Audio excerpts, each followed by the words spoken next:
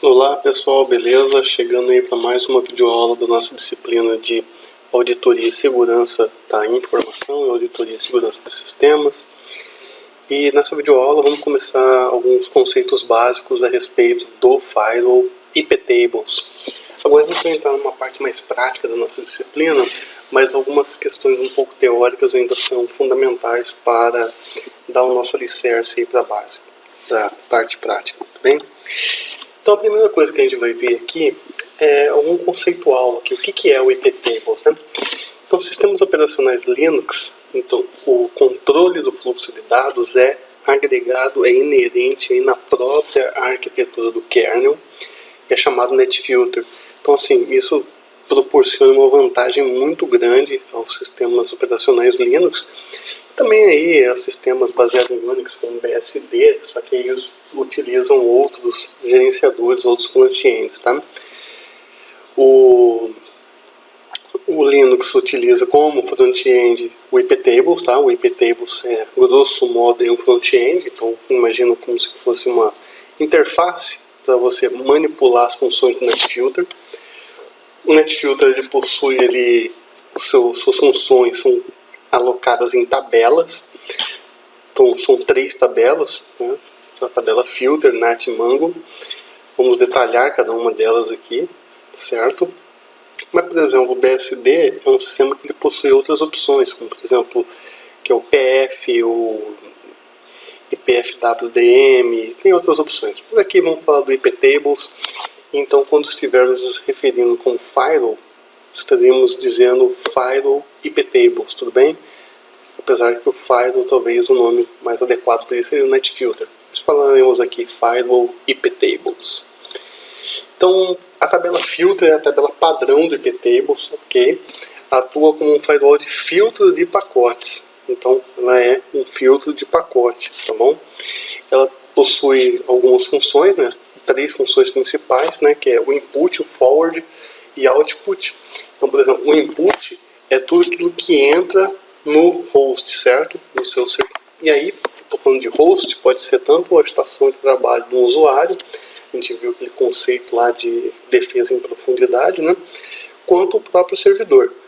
Para o nosso exercício aqui que a gente vai estar desenvolvendo ao longo da disciplina, é um servidor. A gente vai montar um firewall com o Slackware Linux, fortemente aqui apoiado nas chains, nas tabelas aqui do iptables. Então, seja input é tudo aquilo que vai entrar no host, ou seja, um dado, uma informação que está entrando com destino a uma interface de rede ou endereço IP daquele host. O forward é tudo aquilo que entra, mas deve ser redirecionado para um outro lugar. E output é tudo aquilo que vai sair. Então, quando o seu host vai tentar acessar alguma outra coisa, tá? Eventualmente, se você vai fazer algum bloqueio ou desbloqueio, input e output, você precisa criar eventualmente 2 regras, uma para input e outra para output, ok? Uma para, por exemplo, um pacote que vai entrar do host, mas também aquele que vai sair. Lembrando, a comunicação costuma ser bidirecional, tá? O pacote entra e você também envia uma informação. Por exemplo, se você vai acessar uma página da web, um HTTP, porta 80, que utiliza o Apache, o cliente, ele, pelo browser, ele vai entrar lá com o endereço do seu servidor e vai pedir algum pacote. Então ele está entrando uma informação, tá? E aquilo lá, o seu servidor processa aquilo lá e retorna algo para o cliente. Então tem um output, tudo bem? E aí um forward, se por exemplo quiser mandar para outro lugar. A tabela NAT, que é Network Address Translation, ela implementa essa função de NAT no firewall, tá? Possui 3 parâmetros também, tá? É a output também, são os pacotes emitidos pelo firewall, o pré-routing e o post-routing, tá? O pré-routing fazer alterações no pacote antes do roteamento e post-routing depois do seu roteamento. Então você consegue fazer várias alterações aí, por exemplo, você consegue mandar um pacote para uma máquina indicando que saiu, na verdade, de outra, tá? Você consegue fazer várias coisas, a gente vai ver nos exemplos práticos aí, tá bom? Por exemplo, eu consigo, por meio dessa função NAT, eu consigo fazer um masquerade, por exemplo, consigo compartilhar uma conexão de internet do meu servidor com as minhas estações. E a tabela Mango, ela é uma tabela especial, é pouco usada, né? Bom, pelo menos é menos comentada em tutoriais, por aí vai, né? Mas é uma tabela que adiciona funções especiais, permitindo, por exemplo, alterar a prioridade de um pacote. Se você altera a prioridade de um pacote, você vai trabalhar aí com uma questão de qualidade de tráfego, tá? Qualidade de dados. Então você pode trabalhar de uma forma, por exemplo, priorizar o tráfego de um pacote em detrimento de outro. Então, de repente, você pode priorizar os pacotes de e-mail da sua empresa e em detrimento aí de pacotes de acesso à internet, por exemplo. Tudo bem? Também possui aqui dois parâmetros, output e pré-route. Ok? Então, da mesma forma, ele trata os pacotes antes que sejam roteados, e output são os pacotes que são gerados localmente antes que sejam roteados. Então ele altera esses pacotes. O iptables ele possui uma sintaxe padrão lógica, tá? A gente vai ver, existem várias funções, existe como você salvar suas regras, tá?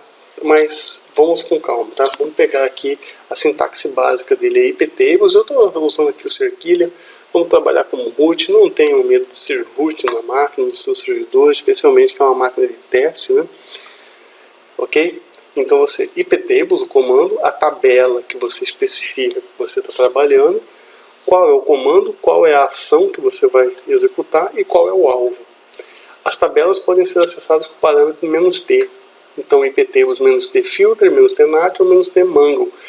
Como essa tabela filter é a tabela padrão, se você não indicar o "-t filter", ele automaticamente vai entender que você está trabalhando com filter, tudo bem? E aí tem nat e mango que você obrigatoriamente precisa especificar se estiver trabalhando com elas, ok? Política. Então, o firewall do iptables ele possui uma política padrão que é aceitar, accept, né, todo o tráfego em todas as portas, tá? E o administrador que define ali as restrições. Então ele vai aceitar tudo e você define o que você vai proibir de ser acessado naquele seu servidor, tudo bem? Você pode modificar essa política de forma que bloqueie tudo e o administrador faz algumas concessões. E isso você pode e deve, né, fazer para cada uma das tabelas em cada uma das suas funções. Então aqui no exemplo, olha só, iptables com parâmetro "-p, forward drop. Isso aqui significa que eu estou modificando aqui a política do parâmetro forward da tabela filter para drop. Drop descarta o pacote, tudo bem? Ao invés do drop, também poderia ter usado o reject, né, só que a diferença é que o drop simplesmente descarta, o reject descarta e manda uma mensagem para o emissor. Então, quando a gente utiliza essa função aqui, você está colocando aqui que o forward está bloqueando tudo. Só para o forward não adianta, você também tem que fazer para o input e para o output, tudo bem? Então você colocaria aqui iptables "-p input drop e output drop. Isso significa que nenhum pacote iria entrar no seu servidor e nenhum pacote iria sair do seu servidor, tá bom? Aí você ia precisar criar as regras mais para frente aí para poder liberar esse tráfego. As regras do iptables são sequenciais, ou seja, a primeira regra que entra é a primeira a ser executada. Então, se você já coloca lá uma regra que bloqueia tudo, né? Vamos imaginar que sua política padrão é accept, não vamos confundir com política, né? Sua política é accept e você coloca lá um input drop, tudo bem? E um input e um output drop para tudo, para qualquer destino, qualquer origem, tudo. Não adianta depois você colocar uma regra para liberar o uso do SSH, porta 22, por exemplo, tá? Que não vai funcionar. Então ele é sequencial. O primeiro que executa, o primeiro que você coloca lá, é o primeiro a ser executado, tá? Então vai criando uma listinha, tá bom? A regra posterior não se sobrepõe à regra anterior, tá? Então aqui temos alguns parâmetros aqui, são os comandos, né? Então temos aqui a lógica do iptables, tabela igual aos comandos. Dentro de cada tabela tem algumas opções aqui. Então o A, você vai adicionar uma regra ao final da lista de regras. Então, por exemplo, iptables -a input, e aí você continua, tá? Só isso aqui não é uma função não, tá? A gente vai ver dois exemplos no final dessa aula. "-i", ele vai adicionar a regra no início da lista de regras. Então, por exemplo, iptables "-i", output, e aqui o restante. Iptables "-l", tá? Ou iptables "-l forward", você vai listar as regras criadas. E aí você pode listar todas as regras criadas, iptables "-l", ou todas as regras criadas aqui dentro dessa chain aqui forward, tá? Você pode também colocar aqui iptables "-t", nat "-l", que daí ele vai listar todas as regras para a tabela nat, tá bom? Então, você tem que especificar aqui qual tabela que você está trabalhando e, se você quiser ser mais detalhista, qual chain que você está trabalhando. "-d" apaga a última regra criada ou uma regra especificada. Então, quando você listar aqui com L, você vai ver aqui um indicador dela. Eles vão estar listadinho uma embaixo da outra, você vai ter um ID dessa regra. Então, você consegue apagar iptables "-d forward e aí a ID da regra que você quer apagar. Ou iptables "-d input, aqui você apaga a última regra que você criou, né? Se você criou aqui o comando A, é a última da lista ali. Se você quiser apagar tudo, tá? Isso aqui é bem comum, né? Porque você normalmente faz um script de regras aqui do seu file, né? E aí você, se quiser, você edita lá o seu script. Aí você pode utilizar o parâmetro f, iptables "-f, que vai apagar todas as regras ali da tabela filter, ou, por exemplo, iptables "-f output, que vai apagar todas as regras da tabela filter da chain output, ok? R, você consegue sobrescrever uma regra, também passando o parâmetro id. Então, de repente, você não quer apagar aquela regra, você quer escrever uma no lugar dela. Você consegue colocar ali também, tá? Dependendo do caso, aí você pode me perguntar, mas como é que eu consigo acrescentar uma regra no meio de duas outras regras, tá? Eu, sinceramente, não sei como se faz isso. Nem sei se existe essa possibilidade, tá? Não vou falar que não tem como, porque eu desconheço. Mas vocês podem, por exemplo, criar um script com iptables, e aí você dá um "-f" e roda aquele script de novo. O iptables é muito leve, pessoal. Outra coisa, pra gente ter um file legal funcionando, você pode ter um computador aí com 32 MB de memória RAM, que já é suficiente, tá bom? N permite criar uma chain dentro de uma tabela. Então, por exemplo, ao invés daquelas input, output e forward, você consegue criar uma nova chain, e aí você consegue criar algumas regras em cima dela. Não acaba não sendo muito usual isso aqui, né? Mas tem essa possibilidade. Você também pode renomear com o parâmetro "-e ou apagar aqui com o parâmetro "x", tudo bem? Esses aqui são os comandos possíveis, né? Agora vamos ver os alvos. Os alvos também tem aqui seus parâmetros, tá? Então, por exemplo, você vai lá colocar iptables "-a input, e aí você utiliza o parâmetro "-p, que é para indicar qual protocolo, qual dos protocolos TCP e IP, né, que a regra será aplicada. Pode ser por exemplo, SMTP, ICMP, tá? ICMP, tá? E por aí vai. SSH, Telnet, então, todos os protocolos possíveis aí, HTTP. Se você quiser ver a lista de protocolos, você pode utilizar esse comando aqui, ó, cat espaço /etc /protocols, e aqui essa pip, né, barra retinho aqui, less, para poder navegar. O parâmetro "-i" você vai informar qual interface se define, tá? Lembrando, se você não informa o P, ele vai aplicar para todos os protocolos. Se você não informa o I, ele vai aplicar para todas as interfaces de redes. Então isso aqui é um detalhamento que você consegue fazer. É a interface de entrada, né, qual a regra se destina. Então, por exemplo, é um pacote que está entrando naquela placa de rede ETH0. E aqui o "-o" é o pacote que sai da ETH0 com algum destino, tudo bem? Então, tem essa diferençazinha aqui, "-i", entrada, "-o", saída. "-s", a origem do pacote. Então, por exemplo, você pode colocar se é a origem da sua rede local, e aí você pode liberar ou bloquear, dependendo do caso. E o destino, a mesma coisa. Se é o destino ao seu servidor, se é o destino a uma outra máquina da rede, tá? E o J, você informa o alvo do pacote. O alvo pode ser accept, drop, a gente vai ver mais para frente aqui as possibilidades, tá? Reject ou log, mas na verdade tem mais opções aí. caso o mesmo se encaixe na regra. Então, por exemplo, você tem um pacote que está entrando na sua rede dentro do protocolo ICMP, com destino ao seu servidor, com origem da sua rede local. Aí você coloca um J aqui e aí define o que vai fazer. Se vai aceitar, se vai descartar, se vai rejeitar, se vai registrar um log. Isso aqui é muito importante, é muito legal. O registro de log, tudo que acontece, tá? E tem outros parâmetros aqui, exports, deports, né? Você permite criar filtros com base na porta de origem do pacote e na porta de destino de um pacote. Então, por exemplo, é um pacote que veio da porta 80 de uma determinada máquina, tá? E aí você pode criar uma regra em cima disso. E aqui, mas é um pacote que está com destino à porta 443 de uma outra estação, de um outro host. Você também consegue criar uma regra em cima disso, tá bom? O alvo, você tem algumas possibilidades, tá? O alvo pode ser accept, que você aceita o pacote, tá? É o jump ali, né? Então você, na ação, você passa esse parâmetro J, né? Jump, que é, então se ele vai fazer tudo isso, salta para onde? Para o jump, né?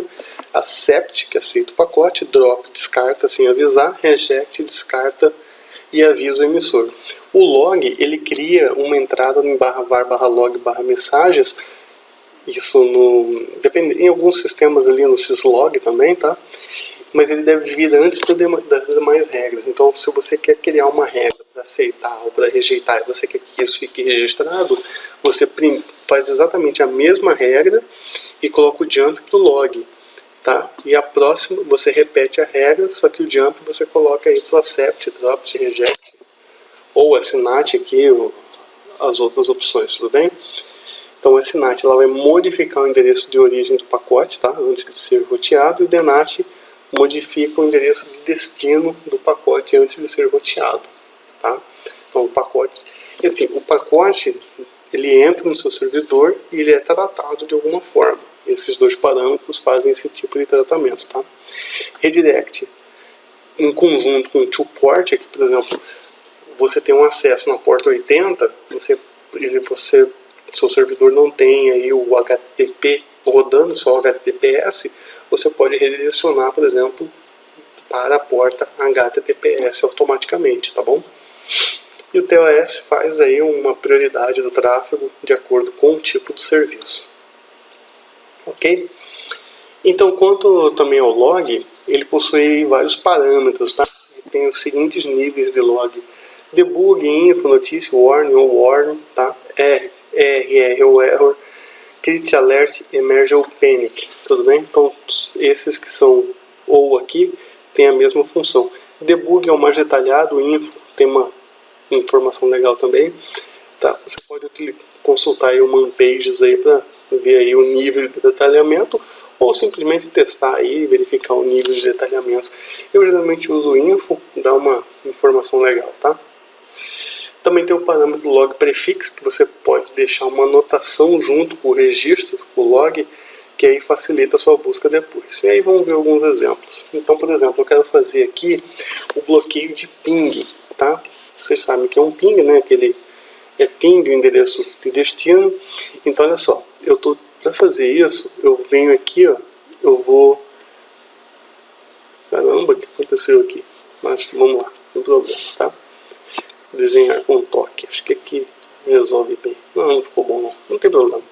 Então olha só, iptables -a input, ou seja, eu estou utilizando a tabela filter, estou criando um filtro de pacote para aquilo e estou adicionando uma regra para aquilo que entra no meu servidor no protocolo ICMP, que é o protocolo do ping, tá? Então aquilo que vai entrar no meu servidor é o source, origem 192.168.0/24, que seria aqui minha rede local, o endereço IP dessa rede aqui, tá? Com o destino ETH2, uma placa de rede que eu tenho, então, ou seja, eu vou dar um ping a partir da minha rede local na ETH2, na terceira placa de rede do meu servidor, tá? Então eu vou dar o jump dela aqui para log level info, para o log level vai ser info, né? E o log prefix, bloqueio de ping, então vai ser isso aqui. Esse aqui é o log, tá? E aí a mesma regra, só que o jump simplesmente drop, ele dá o drop, tá? E aí o registro no /var/log mais mensagens é esse aqui, ó, tá? Ele aparece aqui, Slackware kernel, bloqueio de ping, que é o prefixo que eu defini, né? Em qual placa de rede, né? TH2, né? E qual o endereço MAC, qual foi o endereço IP da origem, né? Qual o endereço IP do destino, tudo bem? Tamanho do pacote, tempo de vida, ID, qual foi o protocolo. Então tem essas informações, tem um sequencial aqui também, tá? O endereço MAC aqui da origem, é bem detalhado mesmo esse log aqui, o info, então ele é bem suficiente, tá? Então aqui, ó, tá fazendo aqui já o bloqueio, beleza? A gente vai fazer isso na prática daqui a pouquinho. No exemplo 2, olha só, eu vou alterar a política para bloquear tudo, tá? Então, iptables-p, input, output, forward, vamos colocar drop. Então a política é bloquear tudo. Então a política, agora nada entra e nada sai no meu servidor nesse momento. Já alterei aqui a política, tudo bem? Agora eu vou permitir o acesso de entrada da rede interna. Então eu vou permitir com que a rede interna acesse meu servidor, tudo bem? Então, olha só que legal. Aqui, então eu estou adicionando uma regra, tá? Na tabela filter, de entrada, com origem, tá? Da minha rede interna, tá? Na minha interface é TH2, e aqui eu defino o log também, tá? Defino um log aí. E aí a segunda regra aqui, né, é o accept. Então log primeiro, depois o accept. Ou seja, pacotes que têm origem de qualquer endereço, de qualquer protocolo, mas que a origem é da minha rede local, então com destino ETH2 na minha máquina, beleza, aceitou, tá? De qualquer endereço IP fora desse aqui, não será aceito. E aí eu preciso também permitir que o meu servidor acesse minha rede interna. Então também vou colocar ali um output, né? Coloco a mesma coisa aqui, né, do log, né?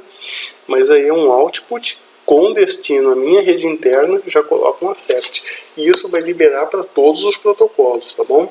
Não adianta agora eu criar aqui uma regra embaixo disso, bloqueando aí a porta do SSH, porque já tem essa regra aqui que está liberando todas as outras portas, todas as interfaces, todas as portas, tudo bem?